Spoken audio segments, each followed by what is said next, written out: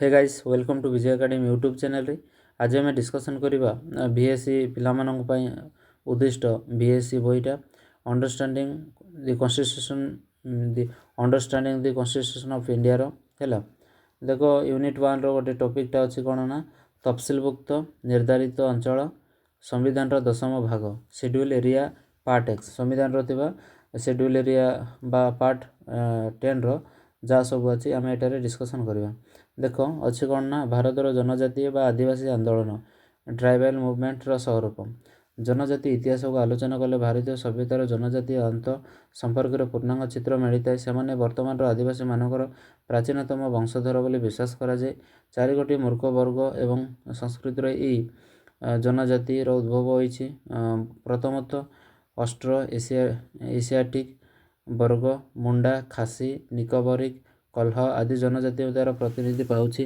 द्वितीयर Mongoloid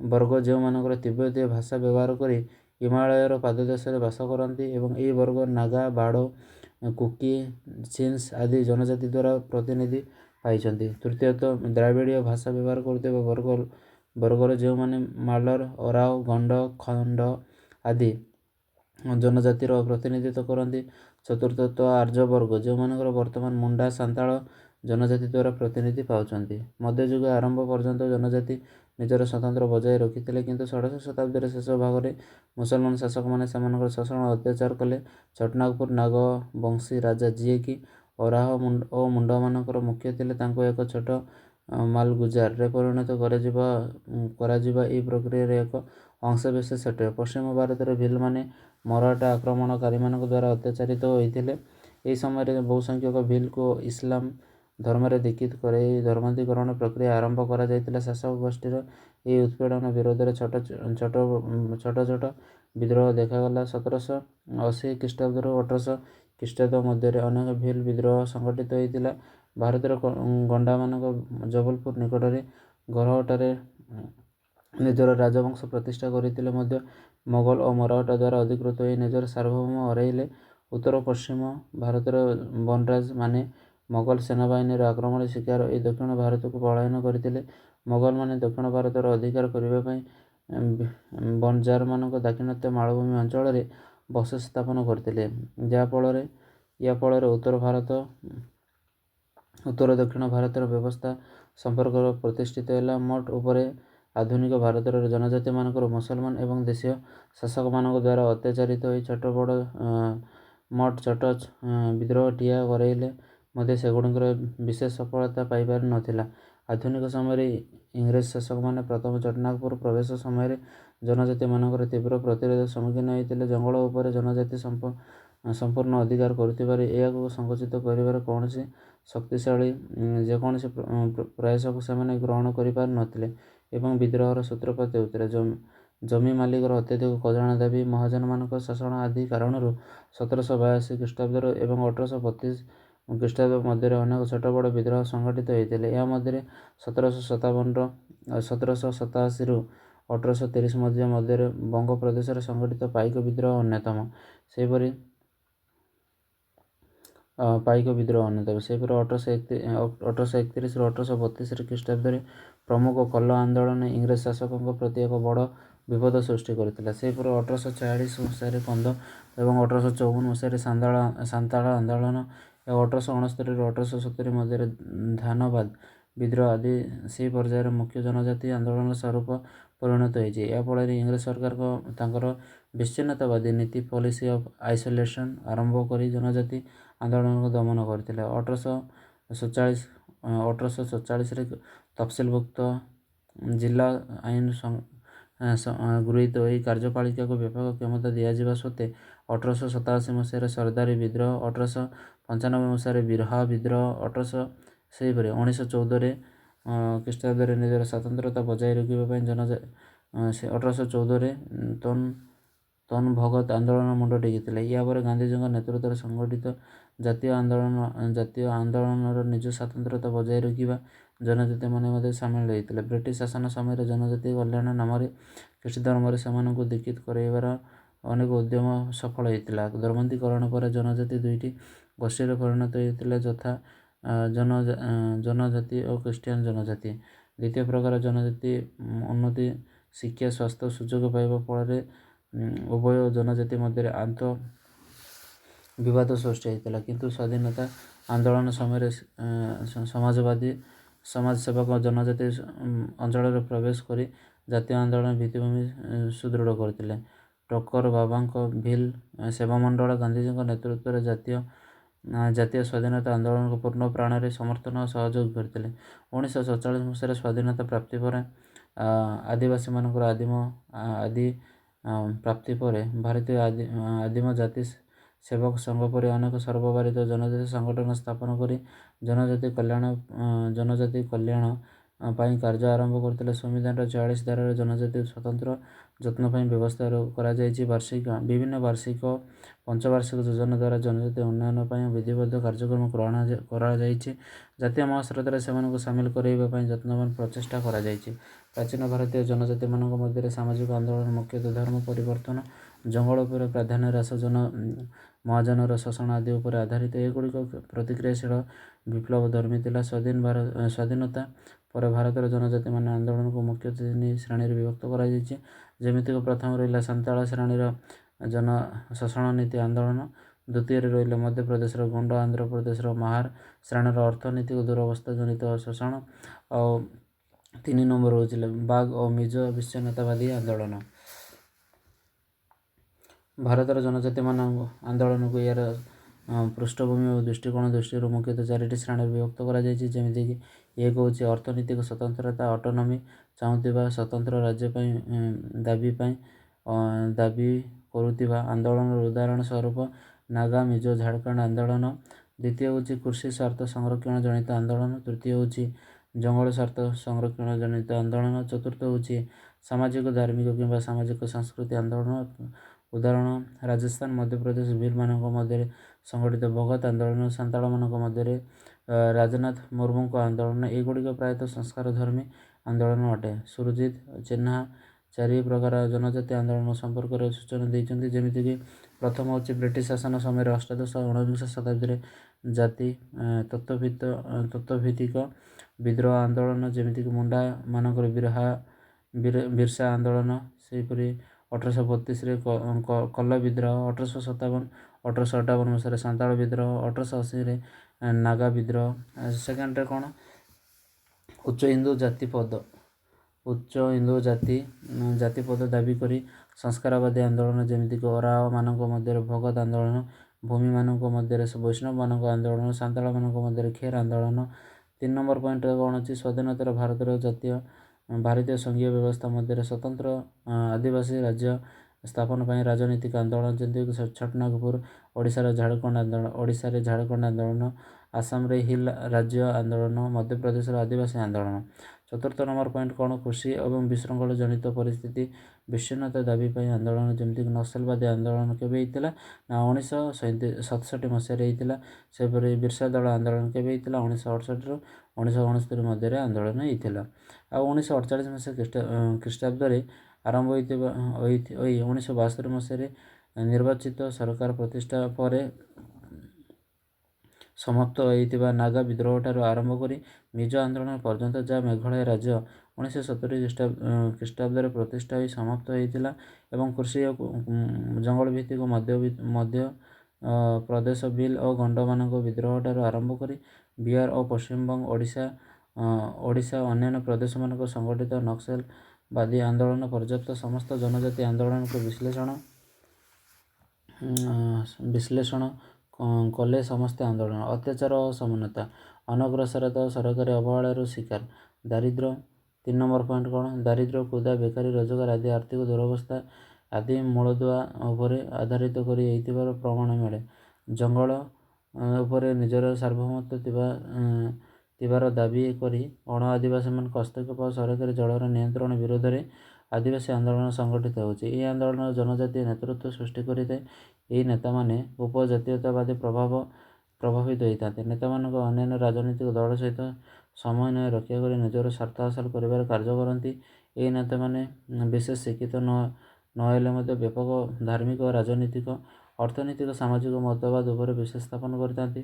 ଧର୍ମାବଲମ୍ବୀ ଖ୍ରୀଷ୍ଟ ଏବଂ ପାଶ୍ଚାତ୍ୟ ଶିକ୍ଷାପ୍ରାପ୍ତ ନେତାମାନଙ୍କର ପ୍ରାଧାନ୍ୟତା ଦେଖିବାକୁ ମିଳିଥାଏ। ଉଦାହରଣ ସ୍ୱରୂପ ଝାଡ଼ଖଣ୍ଡ ଦଳର ଖ୍ରୀଷ୍ଟ ଆଦିବାସୀମାନଙ୍କର ପ୍ରାଧାନ୍ୟ ରହିଛି। ଜନଜାତି ଆନ୍ଦୋଳନ ନାରୀମାନଙ୍କର ସାମିଲ ହେଲେ ମଧ୍ୟ ସେମାନଙ୍କ ନେତୃତ୍ୱରେ ଅବଦାନ ସେତେ ବଳିଷ୍ଠ ନୁହେଁ।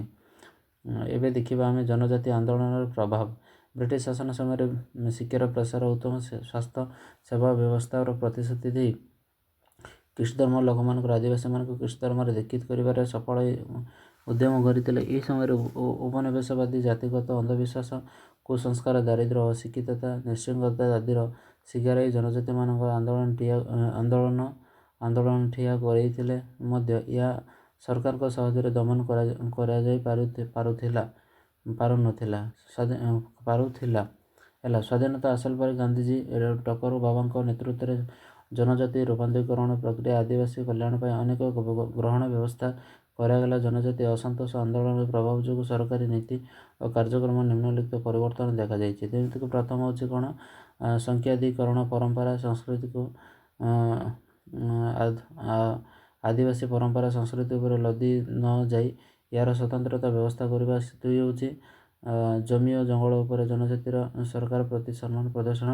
3 କ'ଣ? ଜନଜାତୀୟ ନେତାମାନଙ୍କ ପ୍ରଶାସନିକ ଉନ୍ନୟନ କାର୍ଯ୍ୟକ୍ରମ ସାମିଲ କରିବା ବୈଷୟିକ ତାଲିମ ପ୍ରଦାନ କରିବା। 4 ହେଉଛି ଜନଜାତୀୟ ଅଞ୍ଚଳ ସ୍ୱାୟତ୍ତତା ପ୍ରଦାନ ଭିତ୍ତିକ ସ୍ଥାପନ ଏବଂ ଜନ ଅଂଶଗ୍ରହଣ ପାଇଁ ବ୍ୟାପକ ସଚେତନତା ସୃଷ୍ଟି ଗ୍ରହଣ କରିବା। 5 ନମ୍ବର ହେଉଛି ଖର୍ଚ୍ଚର ପରିମାଣକୁ ବିଚାରକୁ ନେଇ ମାନବିକ ମୂଲ୍ୟବୋଧ ଚରିତ୍ର ଦୃଷ୍ଟିରୁ ଜାତିଗତ ଉନ୍ନୟନ ମୂଲ୍ୟାଙ୍କନ। ତଫସିଲଭୁକ୍ତ ଉପଜାତି ଆୟୋଗର ସ୍ଥାପନ ଉନ୍ନୟନ କାର୍ଯ୍ୟକ୍ରମ। 5 ନମ୍ବର ହେଉଛି ପଞ୍ଚବାର୍ଷିକ ଯୋଜନା ମାଧ୍ୟମରେ ନିମ୍ନଲିଖିତ କଳା ସାଧନରେ ଅନ୍ୟତମ ରଖାଯାଇଛି। ଯେମିତିକି କୃଷି, ପଶୁପାଳନ, ଜଙ୍ଗଲ, କୃଷି ଶିଳ୍ପର ଏବଂ କ୍ଷୁଦ୍ର ଶିଳ୍ପର ଉତ୍ପାଦକ ଶକ୍ତି ଏବଂ ସ୍ତର ବୃଦ୍ଧି ଏବଂ ଆଦିବାସୀମାନଙ୍କର ଅର୍ଥନୈତିକ ଅବସ୍ଥାର ଉନ୍ନତି। 2 ହେଉଛି ଗତି ଶ୍ରମିକର ପୁନରୁଦ୍ଧାର ଥଇଥାନ ବ୍ୟବସ୍ଥା। 3 ହେଉଛି ଶିକ୍ଷଣ ତାଲିମ ପ୍ରାପ୍ତ। 4 ହେଉଛି ମହିଳା ଶିଶୁ କଲ୍ୟାଣର ସ୍ୱତନ୍ତ୍ର ବ୍ୟବସ୍ଥା ଗ୍ରହଣ। 5 ହେଉଛି ପରିବାର କେନ୍ଦ୍ରିକ ଆୟ ସୃଷ୍ଟି ପାଇଁ ବ୍ୟବସ୍ଥା। ଜନଜାତି ଆନ୍ଦୋଳନ ଫଳରେ ସାଂସ୍କୃତିକ ପରିବର୍ତ୍ତନ ପ୍ରକ୍ରିୟା ତ୍ୱରାନ୍ୱିତ ହୋଇଛି। ସାଂସ୍କୃତିକ ପରିବର୍ତ୍ତନ ଜ୍ଞାନ, ଦୃଷ୍ଟିଭଙ୍ଗୀ, ଚିନ୍ତାଧାରା, ଆଦିବାସୀ ଧାର୍ମିକ ବିଶ୍ୱାସ, ନୈତିକତା ଆଦି ବିବିଧ ଉପଧାରା ପରିବର୍ତ୍ତନ ଉପରେ ନିର୍ଭର କରିଥାଏ। ଏଣୁ ଦୁବାସ ରାଓଙ୍କ ମତରେ ସରକାରଙ୍କର ବିଭିନ୍ନ କାର୍ଯ୍ୟକ୍ରମ, ଶିକ୍ଷାର ପ୍ରସାର, ଗମନାଗମନର ବ୍ୟାପକ ସୁବିଧା, ସହରାଞ୍ଚଳ ସଭ୍ୟତାର ବିକାଶ ଏବଂ ପ୍ରଭାବ, ଗୋଷ୍ଠୀ ଉନ୍ନୟନ କାର୍ଯ୍ୟକ୍ରମ, ଖ୍ରୀଷ୍ଟ ଧର୍ମର ପ୍ରଭାବ, ବ୍ୟାଙ୍କ ଋଣ ସୁବିଧା, ଆଧୁନିକ ସ୍ୱାସ୍ଥ୍ୟସେବା, ସମବାୟ ବ୍ୟବସ୍ଥାର ବିକାଶ, ବଜାର ଅର୍ଥନୈତିକ ବିକାଶ, ବୃତ୍ତି ପାଇଁ ଅଧିକ ସୁଯୋଗ ସୃଷ୍ଟି ଏବଂ ସଂସ୍କାରବାଦୀ ଆନ୍ଦୋଳନର ପ୍ରଭାବ ଆଦି ବିବିଧ ଉପାଦାନର ପ୍ରଭାବ ଜନଜାତି ସାଂସ୍କୃତିକ ପରିବର୍ତ୍ତନ ପ୍ରକ୍ରିୟାକୁ ତ୍ୱରାନ୍ୱିତ କରୁଛି। ତଥାପି ବର୍ତ୍ତମାନ ପର୍ଯ୍ୟନ୍ତ ଜନଜାତି ସାମାଜିକ ଅର୍ଥନୈତିକ ସମୁନ୍ନତର ଲକ୍ଷ୍ୟ ହାସଲ ଦିଗରେ ପୂର୍ଣ୍ଣ ସଫଳତା ପାଇପାରିନାହିଁ। ଏବେ ଆମେ ଦେଖିବା ଭାରତ ତଫସିଲଭୁକ୍ତ ଜାତି ବା ସିଡ୍ୟୁଲ କାଷ୍ଟ, ତଫସିଲଭୁକ୍ତ ଉପଜାତି ସିଡ୍ୟୁଲ ଟ୍ରାଇବ ବା ଅନ୍ୟାନ୍ୟ ଅନୁନ୍ନତ ଜାତି OBC ଅଦର ବ୍ୟାକୱାର୍ଡ କ୍ଲାସ ବିଷୟରେ ଆମେ ଜାଣିବା। ଭାରତର ପ୍ରଚଳିତ ଜାତି ବ୍ୟବସ୍ଥା ଓ ସାମରିକ ସ୍ତରୀକୃତ ବ୍ୟବସ୍ଥା ତଫସିଲଭୁକ୍ତ ଜାତି ଆଉ ଉପଜାତି ଓ ଅନୁନ୍ନତ ଜାତି ନାମରେ 3ଟି ନିମ୍ନ ସ୍ତରରେ ମାନବ ଗୋଷ୍ଠୀ ସୃଷ୍ଟି କରିଛନ୍ତି। ମନୁଙ୍କ ଜାତି ବ୍ୟବସ୍ଥା ଶୂଦ୍ର ରୂପରେ ପରିଚିତ। ବ୍ରିଟିଶ ଶାସନ ସମୟରେ ଦଳିତ ଏବଂ ମହାତ୍ମା ଗାନ୍ଧୀଙ୍କ ଦ୍ୱାରା ହରିଜନ ନାମରେ ନାମିତ ଶ୍ରେଣୀକୁ ବର୍ତ୍ତମାନ ତଫସିଲଭୁକ୍ତ ଜାତି ST ନାମରେ ପରିଚୟ ପ୍ରଦାନ କରାଯାଇଛି। ସମ୍ବିଧାନର 341A ଧାରା ଅନୁଯାୟୀ ରାଷ୍ଟ୍ରପତି ରାଜ୍ୟପାଳଙ୍କ ପରାମର୍ଶ ସହ ତଫସିଲଭୁକ୍ତ ଜାତି ତାଲିକାକୁ ପ୍ରକାଶ କରିପାରନ୍ତି, ଯାହା ସଂସଦ ଦ୍ୱାରା ସଂଶୋଧିତ ହୋଇପାରିବ ବ୍ୟବସ୍ଥା ରହିଛି। ଅନ୍ୟପକ୍ଷରେ ବଣ, ପାହାଡ଼ରେ ରହି ଜଙ୍ଗଲ ଅର୍ଥନୀତି ଉପରେ ନିର୍ଭରଶୀଳ ଅନୁନ୍ନତ ଏବଂ ଜୀବନଶୈଳୀ ନିର୍ବାହ କରୁଥିବା ମାନବ ଗୋଷ୍ଠୀକୁ ତଫସିଲଭୁକ୍ତ ଉପଜାତି ବା ST କୁହାଯାଏ। ସମ୍ବିଧାନର ଉପରୋକ୍ତ ବ୍ୟବସ୍ଥା ଅନୁଯାୟୀ ରାଷ୍ଟ୍ରପତି ଏହି ତାଲିକା ପ୍ରକାଶ କରନ୍ତି, ଯାହା ସଂସଦ ଦ୍ୱାରା ସଂଶୋଧନ ଅଟେ। ଏହି 2 ଗୋଷ୍ଠୀ ବ୍ୟତିରେକ ସାମାଜିକ ଓ ଅର୍ଥନୈତିକ ଦୃଷ୍ଟିରୁ କେଉଁ ଅନୁନ୍ନତ ଶ୍ରେଣୀ ରହିଥାଏ ତାହାକୁ ଅନ୍ୟାନ୍ୟ ଅନୁନ୍ନତ ଜାତି ବା ଅନ୍ୟାନ୍ୟ ଅଦର ବ୍ୟାକୱାର୍ଡ କ୍ଲାସରେ ଅନ୍ତର୍ଭୁକ୍ତ କରାଯାଇଥାଏ। 1961 ମସିହାରେ ଅନୁନ୍ନତ ଶ୍ରେଣୀ ଆୟୋଗ ଗଠିତ ହୋଇ ଏହି ଗୋଷ୍ଠୀ ସ୍ୱାର୍ଥ ହାସଲ ପାଇଁ କାର୍ଯ୍ୟରତ ହୋଇଥାଏ। ତଫସିଲଭୁକ୍ତ ଜାତି ଓ ଉପଜାତି ଦ୍ୱାରା ସ୍ୱାର୍ଥରକ୍ଷା ଉଦ୍ଦେଶ୍ୟରେ ସାମ୍ବିଧାନିକ ବ୍ୟବସ୍ଥା। ପ୍ରଥମ ପଏଣ୍ଟ କ'ଣ, ସମ୍ବିଧାନର 14 ଧାରାରେ ଆଇନ ସମ୍ମୁଖରେ ସମସ୍ତଙ୍କୁ ସମାନ ମାନ୍ୟତା ପ୍ରଦାନ କରାଯାଇଛି। ସେକେଣ୍ଡ ପଏଣ୍ଟ କ'ଣ, 15 ଧାରାରେ ଜାତି, ଧର୍ମ, ବର୍ଣ୍ଣ, ଲିଙ୍ଗଗତ ପାର୍ଥକ୍ୟ, ବିଦ୍ୱେଷ ବାରଣ କରାଯାଇଛି। 3 ନମ୍ବର ହେଉଛି 16 ଧାରାରେ ଅନୁନ୍ନତ ଶ୍ରେଣୀକୁ ଆବଶ୍ୟକୀୟ ପ୍ରତିନିଧିତ୍ୱ ପ୍ରଦାନ ଉଦ୍ଦେଶ୍ୟରେ ସ୍ଥାନ ଆରକ୍ଷଣ କରାଯାଇଛି। ଏବଂ 355 ଧାରାରେ ସରକାରୀ ଚାକିରି ତଫସିଲଭୁକ୍ତ ଜାତି ଓ ଉପଜାତି ପାଇଁ ସ୍ଥାନ ସଂରକ୍ଷଣ ବ୍ୟବସ୍ଥା ରଖାଯାଇଛି। ସେହିପରି 17 ନମ୍ବର ଧାରାରେ ସାମାଜିକ ନ୍ୟାୟ ପ୍ରତିଷ୍ଠା ଦୃଷ୍ଟିରୁ ଅସ୍ପୃଶ୍ୟତାର ବାରଣ କରାଯାଇଛି। ଆଉ 19 ନମ୍ବର ଧାରାରେ 5 ନମ୍ବର ପଏଣ୍ଟ କ'ଣ, 19(5) ଧାରାରେ ସାଧାରଣ ସ୍ୱାର୍ଥ କିମ୍ବା ତଫସିଲଭୁକ୍ତ ଉପଜାତିର ସ୍ୱାର୍ଥ ଦୃଷ୍ଟିରୁ ବ୍ୟକ୍ତି ସ୍ୱାଧୀନ ବିହାର ଓ ଭାରତର ଯେକୌଣସି ସ୍ଥାନରେ ବସତି ସ୍ଥାପନର ଅଧିକାର ଉପରେ ରାଷ୍ଟ୍ର ନିୟନ୍ତ୍ରଣ ଜାରି କରିପାରିବାର ବ୍ୟବସ୍ଥା ରହିଛି। ଆଉ 6 ନମ୍ବର ପଏଣ୍ଟ ଦେଖ, 25(2) ଧାରାରେ ବ୍ୟବସ୍ଥା ଅନୁଯାୟୀ ଏହି ଅନୁନ୍ନତ ଶ୍ରେଣୀର ସଦସ୍ୟମାନଙ୍କୁ ହିନ୍ଦୁ ଧର୍ମର ମନ୍ଦିରରେ ପ୍ରବେଶ ପାଇଁ ରାଷ୍ଟ୍ର ଅନୁମତି ଦେଇପାରିବ। ଆଉ 7 ନମ୍ବର ପଏଣ୍ଟରେ ଦେଖ, ଧାରା 29(2)ରେ ସରକାରୀ ଓ ସରକାରୀ ଆର୍ଥିକ ଅନୁଦାନ ପରିଚାଳିତ ଶିକ୍ଷାନୁଷ୍ଠାନ ଧର୍ମ, ଜାତି ଆଦି କାରଣରୁ ବିବିଧତା ସୃଷ୍ଟି କରାଯାଇ ପ୍ରବେଶ ଅଧିକାର ସଂକୁଚିତ କରାଯାଇ ନୂତନ ପରିବାର ବ୍ୟବସ୍ଥାକୁ ସୂଚିତ କରୁଛି। ଆଉ ଗୋଟେ ପଏଣ୍ଟ ହେଉଛି କେତେ, 8 ନମ୍ବର ପଏଣ୍ଟରେ ଧାରାରେ ତଫସିଲଭୁକ୍ତ ଜାତି ଓ ଉପଜାତି ଅନ୍ୟାନ୍ୟ ଅନୁନ୍ନତ ଜାତିର ଆର୍ଥିକ ଶିକ୍ଷାଗତ ସ୍ୱାର୍ଥର ସଂରକ୍ଷଣ ବ୍ୟବସ୍ଥା କରାଯାଇଛି। 9 ନମ୍ବର ପଏଣ୍ଟ କ'ଣ, 330, 332, 334 ଧାରାରେ ଲୋକସଭା ଓ ବିଧାନସଭା ଉପରୋକ୍ତ ଜାତିଗୁଡ଼ିକର ସ୍ଥାନ ଆରକ୍ଷଣ ବ୍ୟବସ୍ଥା ସୂଚିତ କରୁଛି। ତାପରେ 1990 ମସିହାରେ 69ତମ ସମ୍ବିଧାନ ସଂଶୋଧନ ଆଇନ ବ୍ୟବସ୍ଥାକୁ ଆସନ୍ତା 2010 ମସିହା ପର୍ଯ୍ୟନ୍ତ ବର୍ଦ୍ଧିତ କରାଯାଇଛି। 10 ନମ୍ବର ପଏଣ୍ଟରେ ଦେଖ, 167 ଧାରାର ବ୍ୟବସ୍ଥା ଅନୁଯାୟୀ ଓଡ଼ିଶା, ବିହାର, ମଧ୍ୟପ୍ରଦେଶ ଉପରୋକ୍ତ ଜାତି ଏବଂ ଉପଜାତି ସ୍ୱାର୍ଥ ସଂରକ୍ଷଣ ଦୃଷ୍ଟିରୁ ଜଣେ ଜଣେ ସ୍ୱତନ୍ତ୍ର ମନ୍ତ୍ରୀ ବିଭାଗ ଦାୟିତ୍ୱରେ ରହିବାର ନିର୍ଦ୍ଦେଶ ରହିଛି। ସେହିପରି 11 ନମ୍ବର ପଏଣ୍ଟ କ'ଣ, ରାଷ୍ଟ୍ରପତି ଯେକୌଣସି ଅଞ୍ଚଳର ଅନୁସୂଚିତ ଅଞ୍ଚଳ ବା ସେଡ୍ୟୁଲ୍ ଏରିଆ ବୋଲି ଘୋଷଣା କରି ଏହାକୁ 5ମ ଅନୁସୂଚୀରେ ଅନ୍ତର୍ଭୁକ୍ତ କରିପାରିବେ। ସେହିପରି ଆଉ କ'ଣ 12 ନମ୍ବର ପଏଣ୍ଟରେ କ'ଣ ଅଛି, ଧାରା 224ରେ 5ମ ଓ 6ଠ ଅନୁସୂଚୀ ମାଧ୍ୟମରେ ଅନୁସୂଚିତ ଅଞ୍ଚଳ ଓ ତଫସିଲଭୁକ୍ତ ଉପଜାତି ଅଞ୍ଚଳର ପ୍ରଶାସନିକ ସ୍ୱତନ୍ତ୍ର ପାଇଁ ବ୍ୟବସ୍ଥା ଗ୍ରହଣ କରାଯାଇଛି। ଦେଖ 13 ନମ୍ବର ପଏଣ୍ଟ କ'ଣ, 338 ଧାରା ଅନୁଯାୟୀ ତଫସିଲଭୁକ୍ତ ଜାତି ଓ ଉପଜାତିର ସ୍ଥାନ ଆରକ୍ଷଣ ପାଇଁ ସୂଚିତ ବିଭିନ୍ନ ସାମ୍ବିଧାନିକ ବ୍ୟବସ୍ଥା କାର୍ଯ୍ୟକାରିତା ତତ୍ତ୍ୱାବଧାନରେ ରାଷ୍ଟ୍ରପତି ଜଣେ ସ୍ୱତନ୍ତ୍ର ଅଧିକାରୀ ନିଯୁକ୍ତି କରିପାରନ୍ତି। ତାଙ୍କ ରିପୋର୍ଟ ସଂସଦରେ ଉପସ୍ଥାପିତ ହୁଏ। ସେହିପରି 14 ନମ୍ବର ପଏଣ୍ଟରେ ଦେଖ, ଅସ୍ପୃଶ୍ୟତା ନିରାକରଣ ସଂସଦ ଅସ୍ପୃଶ୍ୟତା ଅପରାଧ ଆଇନ 1995 ଓ ସାମାଜିକ ଅଧିକାର ଆରକ୍ଷଣ ଆଇନ 1974ରୁ ଗୃହୀତ ହୋଇଛି ଏବଂ ଅସ୍ପୃଶ୍ୟତା ପ୍ରୋତ୍ସାହନ କାରଣରୁ ଦଣ୍ଡିତ ବ୍ୟକ୍ତିବିଶେଷ ସଂସଦ ଏବଂ ରାଜ୍ୟ ବ୍ୟବସ୍ଥାପନ ସଭା ନିର୍ବାଚନରେ ପ୍ରାର୍ଥୀ ହୋଇ ନ ରହିବା ବ୍ୟବସ୍ଥା ରହିଛି। ସେହିପରି 15 ନମ୍ବର ପଏଣ୍ଟ କ'ଣ, 1969 ମସିହାରେ ନିଯୁକ୍ତି ମଣ୍ଡଳ କମିଶନ 3500 ଜାତିକୁ ସାମାଜିକ ଅର୍ଥନୈତିକ ଏବଂ ଅନୁନ୍ନତ ଶ୍ରେଣୀ ରୂପେ ଘୋଷଣା କରି ସେମାନଙ୍କର ସ୍ୱାର୍ଥ ରକ୍ଷା ଦୃଷ୍ଟିରୁ 27% ସ୍ଥାନ ଆରକ୍ଷଣ କରିବା ସୁପାରିଶ ପ୍ରାୟତଃ କାର୍ଯ୍ୟକାରୀ ହୋଇଛି। ତାପରେ 16 ନମ୍ବର ପଏଣ୍ଟ ଦେଖ, ତଫସିଲଭୁକ୍ତ ଜାତି ଏବଂ ତଫସିଲଭୁକ୍ତ ଉପଜାତି ଆୟୋଗର ପ୍ରତିଷ୍ଠା ଏବଂ 338(8) ଧାରାରେ ଅନୁଯାୟୀ ଉକ୍ତ ଆୟୋଗକୁ ଏକ ଦେୱାନୀ ଅଦାଲତ ମାନ୍ୟତା ପ୍ରଦାନ କରାଯାଇଛି ଏବଂ ଶ୍ରେଣୀର ସ୍ୱାର୍ଥ ରକ୍ଷା ଦୃଷ୍ଟିରୁ ଏକ ଗୁରୁତ୍ୱପୂର୍ଣ୍ଣ ସାମ୍ବିଧାନିକ ବ୍ୟବସ୍ଥା ଅଟେ। ସେହିପରି 17 ନମ୍ବର ପଏଣ୍ଟରେ କ'ଣ, ପଶ୍ଚିମ ପଏଣ୍ଟରେ କ'ଣ ଅଛି ନା 5ମ ଅନୁସୂଚୀ ଆସାମ, ବିହାର, ଗୁଜରାଟ, ଆନ୍ଧ୍ରପ୍ରଦେଶ, ତାମିଲନାଡୁ, ରାଜସ୍ଥାନ, ପଶ୍ଚିମ ଓଡ଼ିଶା ଆଦି ରାଜ୍ୟରେ ଜନଜାତି ପରାମର୍ଶଦାନ ପରିଷଦ ଟ୍ରାଇବାଲ ଆଡଭାଇଜରୀ କାଉନସିଲ କାର୍ଯ୍ୟ କରୁଛି ହେଲା। ତାପରେ ତଫସିଲଭୁକ୍ତ ଜାତି ଓ ଉପଜାତି କଲ୍ୟାଣ ପାଇଁ ସରକାରୀ ଯୋଜନା। ତଫସିଲଭୁକ୍ତ ଜାତି ଆଉ ଉପଜାତି ଯେତେ ସବୁ ଅଛନ୍ତି ସେମାନଙ୍କ କଲ୍ୟାଣ ପାଇଁ କେଉଁ ଯୋଜନା ଗୁଡ଼ିକ ଅଛି ଆମେ ସେଇଟା ଦେଖିବା। ପ୍ରଥମ ପଏଣ୍ଟ କ'ଣ, ତଫସିଲଭୁକ୍ତ ଜାତି ଓ ଉପଜାତି ଲୋକମାନଙ୍କର ଚାକିରି ଯୋଗଦାନ ପୂର୍ବରୁ ସେମାନଙ୍କ ଆବଶ୍ୟକୀୟ ପ୍ରସ୍ତୁତି ବା କୋଚିଂ ବ୍ୟବସ୍ଥା କରାଯାଇଛି। ଦ୍ୱିତୀୟ ହେଉଛି କ'ଣ, ଶିକ୍ଷା ବ୍ୟବସ୍ଥା ପାଇଁ ପ୍ରୋତ୍ସାହନ ଆର୍ଥିକ ସହାୟତା ନିମନ୍ତେ ପ୍ରାକ୍ ମେଟ୍ରିକ ଉତ୍ତର ମେଟ୍ରିକ ବୃତ୍ତି ପ୍ରଦାନ ବା ସ୍କଲାରସିପ୍ ପ୍ରଦାନ କରାଯାଉଛି ହେଲା। 3 ନମ୍ବର କ'ଣ, ସ୍ୱତନ୍ତ୍ର ହଷ୍ଟେଲ ପ୍ରତିଷ୍ଠା ଓ ପରିଚାଳନା କରାଯାଉଛି। 4 ନମ୍ବର ହେଉଛି ମାଗଣା ବହି ଓ ଯୋଗାଣ ପାଇଁ ବୁକ୍ ବ୍ୟାଙ୍କ ଯୋଗାଇ ଦିଆଯାଉଛି।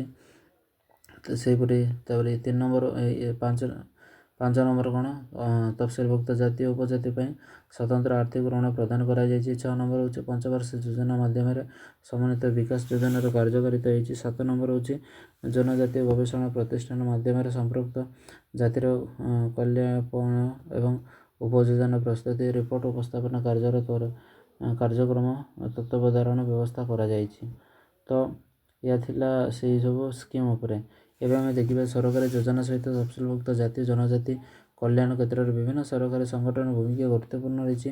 ଦିଲ୍ଲୀର ସର୍ବଭାରତୀୟ ହରିଜନ ସେବକ ସଂଘ, ପଶ୍ଚିମବଙ୍ଗର ରାମକୃଷ୍ଣ ମିଶନ, ନୂଆଦିଲ୍ଲୀର ଭାରତୀୟ ରେଡ୍କ୍ରସ, ଓଡ଼ିଶାର ଟକର ବାବା ଆଶ୍ରମ, ଦିଲ୍ଲୀର ଭାରତୀୟ ଶିଶୁ କଲ୍ୟାଣ ପରିଷଦ, ପୁନେର ଭାରତୀୟ ଲୋକସେବକ ସମାଜ ଆଦି ଅନେକ ବେସରକାରୀ ସଂଗଠନ ପ୍ରତିଷ୍ଠା ସହଯୋଗ କ୍ରମେ ଏହି କ୍ଷେତ୍ରରେ ଉଲ୍ଲେଖନୀୟ ସଫଳତା ମିଳିଛି। ତଥାପି ଏହି ଶ୍ରେଣୀର ଲୋକମାନଙ୍କର ଆର୍ଥିକ ଅବସ୍ଥା ସାମାଜିକ ନ୍ୟାୟ ପ୍ରଦାନ କ୍ଷେତ୍ରରେ ବିଶେଷ ଉନ୍ନତି ହୋଇନାହିଁ। 1995 ମସିହା ସାମାଜିକ ଅଧିକାର ଆଇନ ଏହି ଶ୍ରେଣୀର ଅଧିକାରଗୁଡ଼ିକ ସୁରକ୍ଷା ଆଇନଗତ ପ୍ରଚେଷ୍ଟା କରିଥିଲେ ମଧ୍ୟ ପ୍ରାୟତଃ ସଫଳତା ପାଇନାହିଁ। ଜନଜାତି ନିଜର ବାସସ୍ଥାନରୁ ବିତାଡ଼ିତ ହୋଇ ପୁନଃ ବସତି ସ୍ଥାପନର ସୁଯୋଗ ପାଇପାରୁନାହାନ୍ତି। ଏଣୁ ବିଭିନ୍ନ ସରକାରୀ ଯୋଜନା ଏହି କାର୍ଯ୍ୟକ୍ରମ ସହିତ ବେସରକାରୀ ସଂଗଠନର ଭୂମିକା ରହିଛି। ଜନସଚେତନଶୀଳତା ଉକ୍ତ ଶ୍ରେଣୀ ମଧ୍ୟରେ ଜାଗୃତି ଏବଂ ସାମାଜିକ ଦୃଷ୍ଟିଭଙ୍ଗ ସାମଗ୍ରିକ ପରିବର୍ତ୍ତନ ମିଳିତ ପରିବେଶ ସେମାନଙ୍କ କଲ୍ୟାଣର ପ୍ରକ୍ରିୟାକୁ ତ୍ୱରାନ୍ୱିତ କରୁଛି। ହେଲା, ଏବେ ଆମେ ଦେଖିବା ଅନୁସୂଚିତ ଓ ଜନଜାତି ଅଞ୍ଚଳ ପଞ୍ଚମ ଓ ଷଷ୍ଠ ଅନୁସୂଚୀ schedule and tribal area 5th and 6th ସିଡ୍ୟୁଲ୍ରେ କ'ଣ ଅଛି ଦେଖିବା।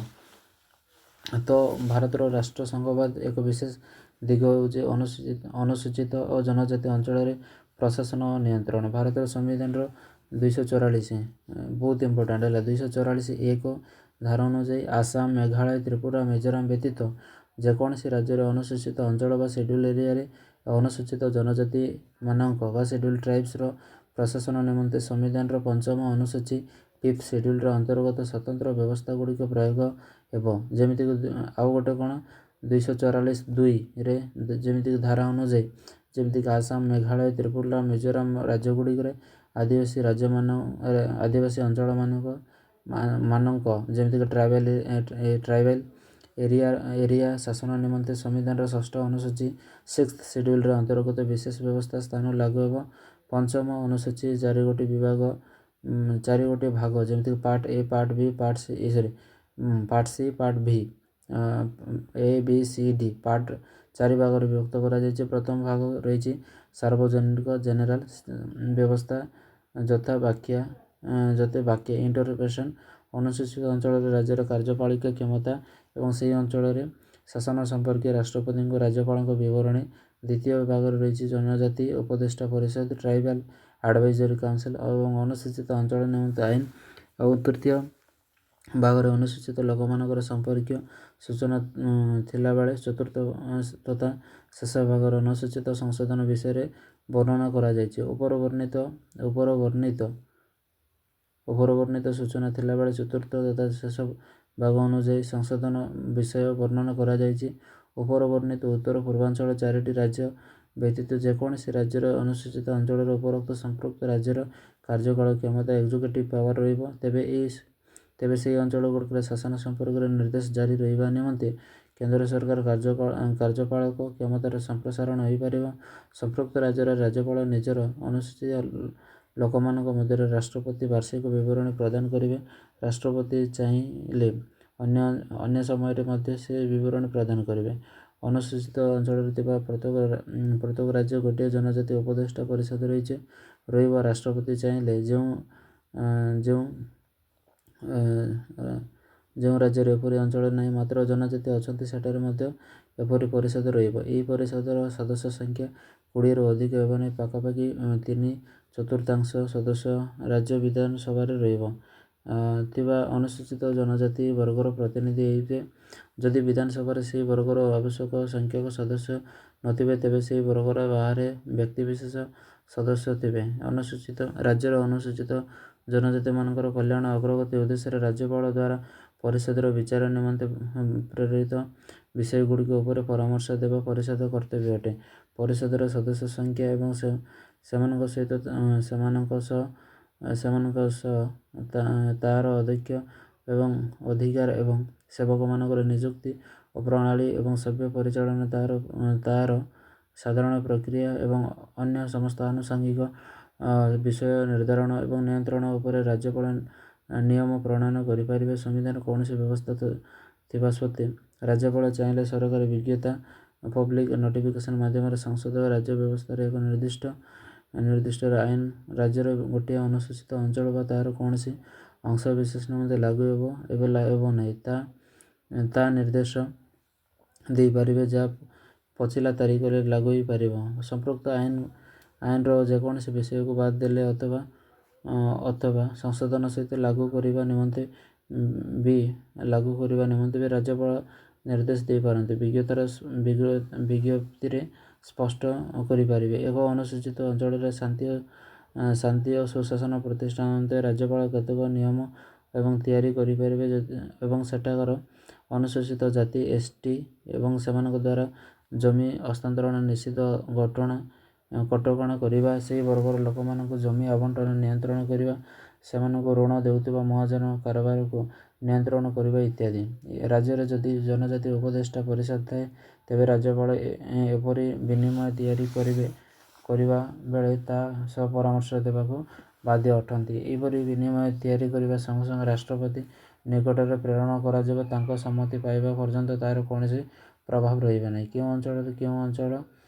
କେଉଁ ସବୁ ଅଞ୍ଚଳରେ ଅନୁସୂଚିତ ଅଞ୍ଚଳ ହେବ, ତାହା ରାଷ୍ଟ୍ରପତି ଆଦେଶ ବଳରେ ଘୋଷିତ ହୁଏ। ସେହିପରି କୌଣସି ଅନୁସୂଚିତ ଅଞ୍ଚଳ ତାହାର କୌଣସି ଅଂଶ ସେହି ମର୍ଯ୍ୟାଦାରୁ ବାଦ ପଡ଼ିବ, ତାହା ମଧ୍ୟ ରାଷ୍ଟ୍ରପତି ଆଦେଶର ବଦଳରେ ଯେକୌଣସି ସମୟରେ ଅଘୋଷିତ ହୋଇପାରେ। ସେ ଚାହିଁଲେ ଗୋଟିଏ ରାଜ୍ୟର ରାଜ୍ୟପାଳଙ୍କ ସହ ପରାମର୍ଶ କରି ସେହି ରାଜ୍ୟର ଅନୁସୂଚିତ ଅଞ୍ଚଳର ପରିବର୍ତ୍ତନ କରିପାରିବେ। ଗୋଟିଏ ରାଜ୍ୟର ସୀମା ପରିବର୍ତ୍ତନ କିମ୍ବା ରାଜ୍ୟପାଳ ସଂଘର ପ୍ରବେଶ କିମ୍ବା ଗୋଟିଏ ଅଞ୍ଚଳର ରାଜ୍ୟ ପ୍ରତିଷ୍ଠା କ୍ଷେତ୍ରରେ ପୂର୍ବରୁ ଯେକୌଣସି ଅନ୍ତର୍ଭୁକ୍ତ ହୋଇନଥିବା ଅଞ୍ଚଳକୁ ସେ ଏକ ସ୍ୱତନ୍ତ୍ର ଅନୁସୂଚିତ ଅଞ୍ଚଳ ବା ଅଥବା କାର୍ଯ୍ୟରତ ଅନୁସୂଚିତ ଅଞ୍ଚଳର ଏକ ଅଂଶ ରୂପେ ଘୋଷଣା କରିପାରନ୍ତି। ମାତ୍ର ସେ ମଧ୍ୟ ଗୋଟିଏ ରାଜ୍ୟର ରାଜ୍ୟପାଳଙ୍କ ସହିତ ପରାମର୍ଶ କରି ସେହି ରାଜ୍ୟର କେଉଁ ସବୁ ଅଞ୍ଚଳଗୁଡ଼ିକର ଅନୁସୂଚିତ ଅଞ୍ଚଳ ତାହା ପୁନଃନିର୍ଦ୍ଧାରିତ କରିପାରନ୍ତି। ସମ୍ବିଧାନର ପଞ୍ଚମ ଅନୁସୂଚୀ ପ୍ରଦତ୍ତ ଅନୁସୂଚୀ ଅଞ୍ଚଳ ଏବଂ ଅନୁସୂଚୀ ଜନଜାତିମାନଙ୍କର ଶାସନ ନିୟନ୍ତ୍ରଣ ସମ୍ପର୍କୀୟ କୌଣସି ବ୍ୟବସ୍ଥାର ଯୋଗ, ପରିବର୍ତ୍ତନ କିମ୍ବା ଉଚ୍ଛେଦ ଆକାରରେ ସମୟ ସଂଶୋଧନ କରିପାରିବେ, ଯାହା ଧାରା 368 ଅନୁଯାୟୀ ସମ୍ବିଧାନ ସଂଶୋଧନ ବୋଲି ବିବେଚିତ ହେବ ନାହିଁ। ସମ୍ବିଧାନର ଧାରା 244(2) ଓ 275(1) ଅନୁସାରେ ଷଷ୍ଠ ଅନୁସୂଚୀ ସିକ୍ସଥ ସିଡ୍ୟୁଲ୍ ଉତ୍ତର ପୂର୍ବାଞ୍ଚଳ ଏବଂ 4 ଗୋଟି ରାଜ୍ୟ ଯେମିତିକି ଆସାମ, ମେଘାଳୟ, ତ୍ରିପୁରା, ମିଜୋରାମ ଅନ୍ତର୍ଗତ ଆଦିବାସୀ ଅଞ୍ଚଳମାନଙ୍କର ପ୍ରଶାସନ ସମ୍ପର୍କୀୟ ବ୍ୟବସ୍ଥାମାନ ରହିଛି। ଏହା ରାଜ୍ୟମାନଙ୍କରେ ଥିବା ଆଦିବାସୀ ଅଞ୍ଚଳଗୁଡ଼ିକର ସ୍ୱୟଂଶାସିତ ଜିଲ୍ଲା ଅଟୋନମସ୍ ଡିଷ୍ଟ୍ରିକ୍ଟ ଏବଂ ସ୍ୱୟଂଶାସିତ ଅଞ୍ଚଳ ଅଟୋନମସ୍ ରିଜନରେ ରୂପେ ଡିଭାଇଡ୍ ହୋଇଛି। ଏବେ ଦେଖିବା ସ୍ୱୟଂଶାସିତ ଜିଲ୍ଲା ସମୂହ। ଯେମିତିକି ଆସାମରେ କେଉଁ ଗୁଡ଼ା ଅଛି? ଉତ୍ତର କାଚାଲ ପାର୍ବତ୍ୟ ଜିଲ୍ଲା, ସେକେଣ୍ଡରେ ଅଛି କାର୍ବି ଆଙ୍ଗଲଂ ଜିଲ୍ଲା, ଆଉ ମେଘାଳୟରେ କେଉଁ ଗୁଡ଼ା ଅଛି? ଖାସି ପାର୍ବତ୍ୟ ଜିଲ୍ଲା, ଆଉ ସେକେଣ୍ଡରେ ଅଛି ତାଜନିଆ ପାର୍ବତ୍ୟ ଜିଲ୍ଲା, ଥାର୍ଡ଼ରେ ଅଛି ଗାରୋ ପାର୍ବତ୍ୟ ଜିଲ୍ଲା। ମାନେ ତ୍ରିପୁରାରେ କ'ଣ ଅଛି? ତ୍ରିପୁରା ଆଦିବାସୀ ଅଞ୍ଚଳ ଜିଲ୍ଲା। ମିଜୋରାମରେ ଅଛି ସିକ୍ମା ଜିଲ୍ଲା, ମାରା ଜିଲ୍ଲା, ଲାଇ ଜିଲ୍ଲା। କୌଣସି ସ୍ୱୟଂଶାସିତ ଅଞ୍ଚଳରେ ବିଭିନ୍ନ ପ୍ରକାର ଅନୁସୂଚିତ ଜନଜାତି ST ବା ସିଡ୍ୟୁଲ୍ ଟ୍ରାଇବ୍ ଥିଲେ ସେମାନେ ବସବାସ କରୁଥିବା ଅଞ୍ଚଳକୁ ସମ୍ପୃକ୍ତ ରାଜ୍ୟର ରାଜ୍ୟପାଳ ଏକ ସର୍ବସାଧାରଣ ବିଜ୍ଞପ୍ତି ପବ୍ଲିକ୍ ନୋଟିଫିକେସନ୍ ମାଧ୍ୟମରେ ବିଜ୍ଞପ୍ତି କରି ସେମାନଙ୍କର ସ୍ୱୟଂଶାସିତ ଅଞ୍ଚଳ ବା ଅଟୋନମସ୍ ରିଜନ୍ ରୂପେ ଘୋଷଣା କରିପାରନ୍ତି। ସେହି ସମୟରେ ସର୍ବସାଧାରଣ ବିଜ୍ଞପ୍ତି ମାଧ୍ୟମରେ ନୂତନ ସ୍ୱୟଂଶାସିତ ଅଞ୍ଚଳ ସୃଷ୍ଟି କରିବା ପାଇଁ ଗୋଟିଏ ସ୍ୱୟଂଶାସିତ ଜିଲ୍ଲାର କୌଣସି ଯୋଗ ବିୟୋଗ କରିବା, ତାହାର ସୀମା ବୃଦ୍ଧି କରିବା, ନାମ ପରିବର୍ତ୍ତନ କରିବା, ସୀମା ନିର୍ଦ୍ଧାରଣ କରିବା ବା ତତୋଧିକ ସ୍ୱୟଂଶାସିତ ଜିଲ୍ଲା ଅଥବା ସେମାନଙ୍କର ଅଂଶଗୁଡ଼ିକୁ ମିଶାଇ ଦେଇ ନୂତନ ସ୍ୱୟଂଶାସିତ ଜିଲ୍ଲା ସୃଷ୍ଟି କରିବା ନିମନ୍ତେ ସମ୍ବିଧାନ ଦ୍ୱାରା କ୍ଷମତା ପ୍ରାପ୍ତ ହୋଇଥାଏ। ପ୍ରତ୍ୟେକ ସ୍ୱୟଂଶାସିତ ଜିଲ୍ଲାର ଗୋଟିଏ ଜିଲ୍ଲା ପରିଷଦ ଡିଷ୍ଟ୍ରିକ୍ଟ କାଉନସିଲ୍, ପ୍ରତ୍ୟେକ ସ୍ୱୟଂଶାସିତ ଅଞ୍ଚଳରେ ପ୍ରତ୍ୟେକ ଅଞ୍ଚଳ ପରିଷଦ ରିଜିଓନାଲ୍ କାଉନସିଲ୍ ରହିବା ରହିବ। ପ୍ରତ୍ୟେକ ଜିଲ୍ଲା ପରିଷଦ ସଦସ୍ୟ ସଂଖ୍ୟା 30ରୁ ଅଧିକ ହେବ ନାହିଁ। ସେମାନଙ୍କ ମଧ୍ୟରୁ ସର୍ବାଧିକ 4 ଜଣ ରାଜ୍ୟପାଳଙ୍କ ଦ୍ୱାରା ମନୋନୀତ ହେବେ। ଅବଶିଷ୍ଟ ସଦସ୍ୟମାନେ ସେମାନଙ୍କ ସାବାଳକ ମତଦାନ ଦ୍ୱାରା ନିର୍ବାଚିତ ହୋଇଥିବେ। ଜିଲ୍ଲା ପରିଷଦ ଆଞ୍ଚଳିକ ପରିଷଦ ନିଜ ନିଜର ଜିଲ୍ଲା ଏବଂ ଅଞ୍ଚଳ ନାମରେ ନାମିତ ହେବେ। ସେଗୁଡ଼ିକ ନିଗମ ନିକାୟ ବା ବଡି କର୍ପୋରେଟ ରୂପେ ନିଜସ୍ୱ ସତ୍ତା ବ୍ୟକ୍ତି ସତ୍ତା ହେବେ, ଯେଉଁମାନେ ନିଜ ମକଦ୍ଦମା ଦ୍ୱାରା ପକ୍ଷଭୁକ୍ତ ହୋଇପାରିବେ।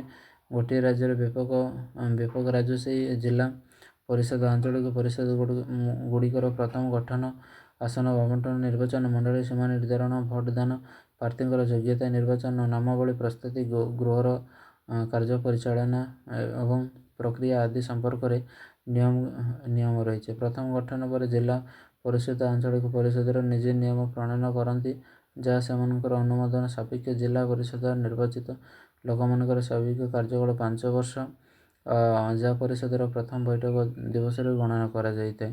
ନିର୍ଦ୍ଧାରିତ ଦିବସ ଦିନରୁ ପରିଷଦ ଭଙ୍ଗ ହେଲେ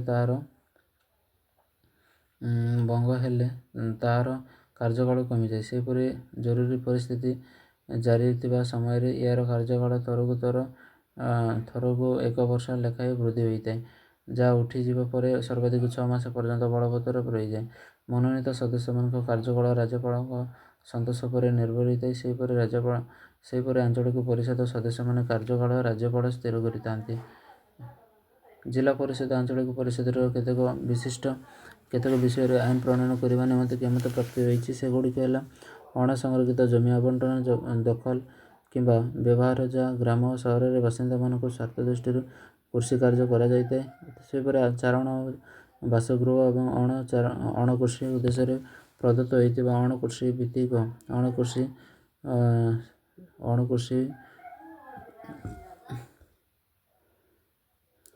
ଭିତ୍ତିକ ଜଙ୍ଗଲ ପରିଷଦ ଏବଂ ଆଞ୍ଚଳିକ ପରିଷଦ ଷଷ୍ଠ ଅନୁସୂଚୀ ଅନୁସାରେ ଯେଉଁ ସବୁ ଆଇନ ନିୟମ ନୀତି ନିୟମ ପ୍ରଣୟନ ହୋଇଛି, ସେଗୁଡ଼ିକ ତୁରନ୍ତ ରାଜ୍ୟ ସରକାର ରାଜପତ୍ର ଏବଂ ପ୍ରକାଶିତ ହୋଇପାରନ୍ତି, ଯେଉଁଠାରୁ ପ୍ରକାଶଠାରୁ ହିଁ ବିକଳ୍ପ ରହିଛି। ଯଦି ଭାରତର ନିରାପତ୍ତା ଅଥବା ସର୍ବସାଧାରଣ ଶୃଙ୍ଖଳା ବ୍ୟାହତ କରିବାର ସମ୍ଭାବନା ଥାଏ, ତେବେ ରାଜ୍ୟପାଳ ଅନୁଭବ କରନ୍ତି ଯେ ତାହାକୁ ସେ ରୁଦ୍ଧ ନିୟନ୍ତ୍ରିତ କରିପାରେ। ଜିଲ୍ଲା ପରିଷଦ ଆଞ୍ଚଳିକ ପରିଷଦ ନିଜ ନିଜର ସୀମା କ୍ଷେତ୍ରରେ ନ୍ୟାୟ ପ୍ରଶାସନ ନିମନ୍ତେ ରାଜ୍ୟପାଳ ସହିତ ପରାମର୍ଶ କରି ଗ୍ରାମ ପରିଷଦ, ଭିଲେଜ କାଉନସିଲ, ଅଦାଲତ, କୋର୍ଟ ପ୍ରତିଷ୍ଠା କ୍ଷମତା ଅର୍ପଣ କରିବା ନିମନ୍ତେ ପ୍ରଣୟନ କରିପାରିବେ। ରାଜ୍ୟପାଳ ଚାହିଁଲେ ଦେୱାନୀ ସଂହିତା 1908, କୋଡ୍ ଅଫ୍ ସିଭିଲ ପ୍ରୋସିଡିଓର 1908 ଏବଂ ଫୌଜଦାରୀ ସଂହିତା 1898, କୋଡ୍ ଅଫ୍ କ୍ରିମିନାଲ ପ୍ରୋସିଡିଓର ଅଧୀନରେ ଥିବା କେତେକ କ୍ଷମତା ସେମାନଙ୍କର ଅଦାଲତ ଅଧିକାର ମଧ୍ୟ ପ୍ରଦାନ କରି କେତେକ ମାମଲାର ବିଚାର କରିପାରିବେ। ପ୍ରତ୍ୟେକ ସ୍ୱୟଂଶାସିତ ଜିଲ୍ଲା ପାଇଁ ଗୋଟିଏ ଜିଲ୍ଲା ପାଣ୍ଠି, ପ୍ରତ୍ୟେକ ସ୍ୱୟଂଶାସିତ ଅଞ୍ଚଳ ପାଇଁ ଗୋଟିଏ ଅଞ୍ଚଳ ପାଣ୍ଠି ରହିବ। ସେହିସବୁ ପାଣ୍ଠିକୁ ଅର୍ଥ ଆସିବ ଏବଂ ସେଥିରୁ ଅର୍ଥ ଖର୍ଚ୍ଚ ହେବ। ପାଣ୍ଠିର ଦାୟିତ୍ୱ ଇତ୍ୟାଦି ବିଷୟ ସମ୍ପୃକ୍ତ ରାଜ୍ୟର ରାଜ୍ୟପାଳ ନିୟମ ପ୍ରଣୟନ କରିପାରିବେ। ରାଷ୍ଟ୍ରପତି ଅନୁମୋଦନ କ୍ରମେ ଭାରତର ମହାହିସାବ ରକ୍ଷକ ମହାସମୀକ୍ଷକ ସ୍ଥିର କରିବେ ଯେ ସେମାନେ ହିସାବ କିପରି କରାଯିବ। ତାଙ୍କ ଦ୍ୱାରା କରାଯାଇଥିବା ହିସାବ ସମୀକ୍ଷାର ବିବରଣୀ ସମ୍ପୃକ୍ତ ରାଜ୍ୟର ରାଜ୍ୟପାଳଙ୍କୁ ସେ ପ୍ରଦାନ କରିପାରିବେ। ଜିଲ୍ଲା ପରିଷଦ ଆଞ୍ଚଳିକ ପରିଷଦ ନିଜ ନିଜ ଅଞ୍ଚଳରେ ଭୂ ରାଜସ୍ୱ, ଖଜଣା, ଧାର୍ଯ୍ୟ ଇତ୍ୟାଦି ଆଦାୟ କରିବେ। ସେମାନେ ମଧ୍ୟ ଜମି, କୋଠାବାଡ଼ି ଇତ୍ୟାଦି ଉପରେ କର ଧାର୍ଯ୍ୟ ଆଦାୟ କରିବେ। ଜିଲ୍ଲା ପରିଷଦ ବୃତ୍ତି, ବ୍ୟବସାୟ, ନିଯୁକ୍ତି, ପଶୁ ଯାନ, ନୌକାଯାନ ଆଦି ଉପରେ ବଜାରକୁ ପ୍ରବେଶ କରି ଦ୍ରବ୍ୟ ଉପରେ କର ଆଦାୟ କରନ୍ତି। ଜିଲ୍ଲା ପରିଷଦର ଆୟ ବ୍ୟୟ ଆକଳନ ରାଜ୍ୟ ବାର୍ଷିକ ବଜେଟ୍ ପୃଥକ ଭାବରେ ଦର୍ଶାଯିବ। ସ୍ୱୟଂଶାସିତ ଜିଲ୍ଲା ସ୍ୱୟଂଶାସିତ ଅଞ୍ଚଳ କୌଣସି ନିର୍ଦ୍ଦିଷ୍ଟ ବିଷୟ ପରୀକ୍ଷା କରାଯିବା ପାଇଁ ବିବରଣୀ ପ୍ରଦାନ କରିବା ନିମନ୍ତେ ରାଜ୍ୟପାଳ ଯେକୌଣସି ସମୟରେ ଆୟୋଗ କମିଶନ ଗଠନ କରନ୍ତି, ଯାହା ସାଧାରଣ ବିଷୟ ସହିତ ଶିକ୍ଷା, ଚିକିତ୍ସା, ଯୋଗାଯୋଗ ସୁବିଧା ସୁଯୋଗ ବିଷୟରେ ଆବଶ୍ୟକତା, ଆଇନ ନିୟମ ଏବଂ ବିନୟଗୁଡ଼ିକ ପ୍ରୟୋଗ କରି ନିର୍ଦ୍ଦିଷ୍ଟ ଉପରେ ବିବରଣୀ ଦିଆଯାଇଛି। ତାହାକୁ ନିଜର ସୁପାରିଶ ସହ ରାଜ୍ୟପାଳ ଭାରପ୍ରାପ୍ତ ମନ୍ତ୍ରୀମାନଙ୍କ ମଧ୍ୟରେ ରାଜ୍ୟର ବିଧାନମଣ୍ଡଳ ଉପସ୍ଥାପନ କରାଇବା, ଯେଉଁଥିରେ ପ୍ରସ୍ତାବ କାର୍ଯ୍ୟାନୁଷ୍ଠାନ ବିଷୟରେ ମଧ୍ୟ ସୂଚନା ଦେଉଛି। ରାଜ୍ୟପାଳଙ୍କ ଦ୍ୱାରା ନିଯୁକ୍ତ ଭଳି କେତେକ ଆଇନର ସୁପାରିଶ ବଳରେ ରାଜ୍ୟପାଳ ଏକ ସର୍ବସାଧାରଣ ବିଜ୍ଞପ୍ତି ମାଧ୍ୟମରେ ଗୋଟିଏ ଜିଲ୍ଲାର ପରିଷଦ ଅଥବା ଗୋଟିଏ ଅଞ୍ଚଳର ପରିଷଦକୁ ଭଙ୍ଗ କରି ସ୍ଥାନୀୟ ନିର୍ବାଚନ ମାଧ୍ୟମରେ ନିର୍ଦ୍ଦେଶ ଦେଇପାରନ୍ତି। ଏ କ୍ଷେତ୍ରରେ ରାଜ୍ୟ ବ୍ୟବସ୍ଥାର ପୂର୍ବ ଅନୁମୋଦନ କ୍ରମେ ରାଜ୍ୟପାଳ ନିଜେ ଅଥବା ସମ୍ପୃକ୍ତ ଆୟୋଗ କିମ୍ବା ଯେକୌଣସି ସଂସ୍ଥାକୁ ପରିଷଦର ଶାସନଭାର ଦେଇପାରନ୍ତି ଅଥବା ତାହାକୁ ନିଜ ପାଖରେ ରଖିପାରନ୍ତି। ତା ସମୟ ସର୍ବାଧିକ 12 ମାସ ହୋଇଥାଏ। ସମ୍ବିଧାନର ପଞ୍ଚମ ଅନୁସୂଚୀ ପରି ଷଷ୍ଠ ଅନୁସୂଚୀ ପ୍ରଦତ୍ତ କୌଣସି ବ୍ୟବସ୍ଥାକୁ ଯୋଗ ଓ ପରିବର୍ତ୍ତନ ଉଚ୍ଛେଦ ଆକାର ସମୟ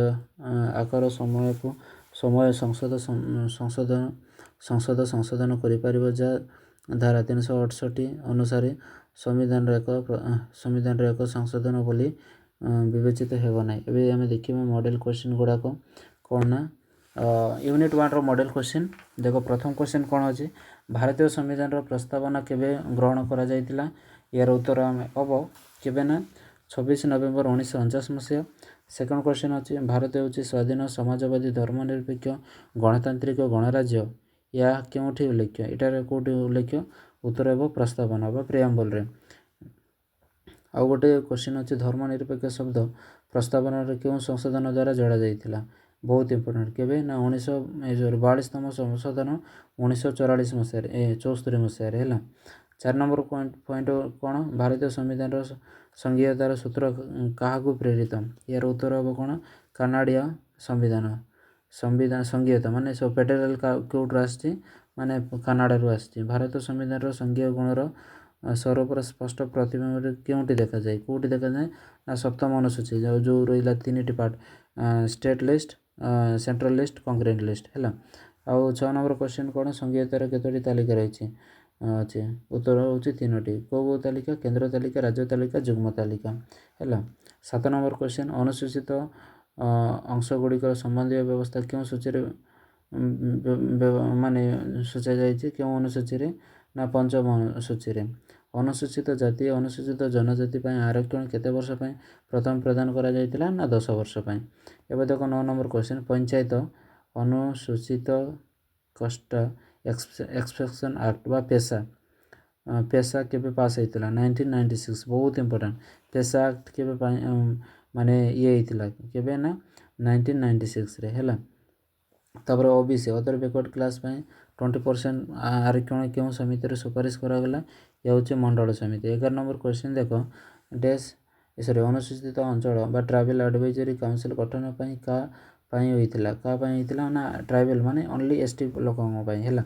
ତ ସେହିପରି ଅନୁସୂଚିତ ଅଞ୍ଚଳର ରାଜ୍ୟପାଳଙ୍କ ବିଶେଷ ଶକ୍ତି କେଉଁ ଅନୁଚ୍ଛେଦରେ ଦିଆଯାଇଛି? କେଉଁ ଅନୁଚ୍ଛେଦରେ? ନା 244 ଅନୁଚ୍ଛେଦ ବା ସିଡ୍ୟୁଲରେ ଦିଆଯାଇଛି। 13 ନମ୍ବର କ୍ୱେଶ୍ଚିନ୍ ଦେଖ, 60 ସୂଚୀ କେଉଁ ରାଜ୍ୟ ସ୍ୱୟଂଶାସିତ ଅଞ୍ଚଳ ପରିଷଦ ଗଠିତ ହୋଇଛି? କେଉଁଠି? 60 ଅନୁସୂଚୀରେ ଆସାମ, ମେଘାଳୟ, ତ୍ରିପୁରା, ମିଜୋରାମ। 14 ନମ୍ବର କ୍ୱେଶ୍ଚିନ୍ ହେବ EWS economically weaker section. Economically weaker section ପାଇଁ କ'ଣ 10% ଆରକ୍ଷଣ କେଉଁ ସଂଶୋଧନରେ ଦିଆଗଲା? ଏହା 103ତମ ସଂଶୋଧନ, ବହୁତ ଇମ୍ପୋର୍ଟାଣ୍ଟ ହେଲା।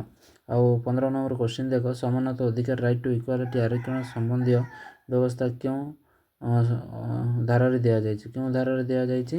ନା ଆର୍ଟିକଲ 14ରୁ 18 ରାଇଟ୍ ଟୁ ଇକ୍ୱାଲିଟି। ଓକେ, ଏବେ ଦେଖ ସଂକ୍ଷିପ୍ତ କ୍ୱେଶ୍ଚିନ୍ କେତେଟା ଦେଇଛି, ମାନେ ସମ୍ବିଧାନ ପ୍ରସ୍ତାବନା କ'ଣ ଉଲ୍ଲେଖ କର ହେଲା। ଆଉ ସେକେଣ୍ଡ ଅଛି ପ୍ରସ୍ତାବନା ସମ୍ବିଧାନର ଆତ୍ମା କୁହାଯାଏ କ'ଣ ପାଇଁ? ସେହିପରି 3 ନମ୍ବର କ୍ୱେଶ୍ଚିନ୍ ହେଉଛି ସଂଘୀୟତାର ମୂଳ ଧାରଣ କ'ଣ? 4ରେ ଅଛି ବ୍ୟବସ୍ଥାପକ ମଣ୍ଡଳୀ କାର୍ଯ୍ୟନିର୍ବାହୀ ନ୍ୟାୟପାଳିକା ମଧ୍ୟରେ କ୍ଷମତା ବିଭାଜନ ଉଦ୍ଦେଶ୍ୟ କ'ଣ? 5 ନମ୍ବର ହେଉଛି ଅନୁସୂଚିତ ଅଞ୍ଚଳ କ'ଣ? 6 ନମ୍ବର ହେଉଛି ଆରକ୍ଷଣର ଉଦ୍ଦେଶ୍ୟ କ'ଣ? 7 ନମ୍ବର ହେଉଛି ସାମାଜିକ ଆର୍ଥିକ ନ୍ୟାୟ କ'ଣ? ତାପରେ ସଂକ୍ଷିପ୍ତ 103ତମ ସଂଶୋଧନ କ'ଣ? ପ୍ରସ୍ତାବନାର ମୂଳ ଉଦ୍ଦେଶ୍ୟ ଗୁଡ଼ିକ କ'ଣ? 3 ହେଉଛି ସଂଘୀୟତାର କ୍ଷମତା ବିଭାଜନ କ'ଣ? 4 ହେଉଛି ସଂଘୀୟତାର ସହ ସମାନତା କ'ଣ? ଦୀର୍ଘ ଉତ୍ତରମୂଳକ କ୍ୱେଶ୍ଚିନ୍ ଯେମିତି 8 ମାର୍କ ବିଶିଷ୍ଟ କ'ଣ ହେବ? ସମ୍ବିଧାନର ଗୁରୁତ୍ୱପୂର୍ଣ୍ଣ ବିଷୟରେ ଗୁରୁତ୍ୱ ଆଲୋଚନା କର। 2 ହେଉଛି କ'ଣ? ଭାରତୀୟ ସମ୍ବିଧାନର ସୁରକ୍ଷାତ୍ମକ ପକ୍ଷପାତ ବା ପ୍ରୋଟେକ୍ଟିଭ୍ ଡିସ୍କ୍ରିମିନେସନ୍, ଆରକ୍ଷଣ, ରିଜର୍ଭେସନ୍ ପ୍ରଣାଳୀର ଆବଶ୍ୟକତା, ସାମାଜିକ ଆର୍ଥିକ ପ୍ରଦାନର ଏହାର ଭୂମିକା ଓ ଏଥିରୁ ଉତ୍ପନ୍ନ ସମସ୍ୟାଗୁଡ଼ିକ ବିଶ୍ଳେଷଣ କର। ଆଉ 3 ନମ୍ବର କ୍ୱେଶ୍ଚିନ୍ ଦେଖ, ଭାରତୀୟ ସମ୍ବିଧାନର ସଂଘୀୟତା ବା ଫେଡେରାଲିଜିମ୍ର ସ୍ୱରୂପ ବିବେଚନା କରି ସରକାରୀ ସଂଘୀୟତା ବା କୋଅପରେଟିଭ୍ ଫେଡେରାଲିଜିମ୍, ପ୍ରତିସ୍ପର୍ଦ୍ଧା ସଂଘୀୟତା, କମ୍ପାରେଟିଭ୍ ଫେଡେରାଲିଜିମ୍ର ନୂତନ ପ୍ରବଣତାକୁ ଆଲୋଚନା କରନ୍ତୁ। 4 ନମ୍ବର ଦେଖ, ଭାରତର କେନ୍ଦ୍ର ସରକାର ସେଣ୍ଟ୍ରାଲ ଷ୍ଟେଟ୍ ରିଲେସନ୍ର ବିଭିନ୍ନ ମାତ୍ରା ବିଧାନମୂଳକ କାର୍ଯ୍ୟନିର୍ବାହୀ ଆର୍ଥିକ ବ୍ୟାଖ୍ୟା କରି ସମ୍ପ୍ରତି ଦେଖାଯାଇଥିବା ସମସ୍ୟାଗୁଡ଼ିକ ପ୍ରବଣତାକୁ ବିଶ୍ଳେଷଣ କରନ୍ତୁ। ଏହା ଥିଲା ଆମର ଲଙ୍ଗ୍ କ୍ୱେଶ୍ଚିନ୍। ପରବର୍ତ୍ତୀ ସମୟରେ ଆମେ ୟୁନିଟ୍ 2 ଡେମୋକ୍ରାସି ଉପରେ ଡିସ୍କସନ୍ କରିବା। ରହିଲି, ଧନ୍ୟବାଦ।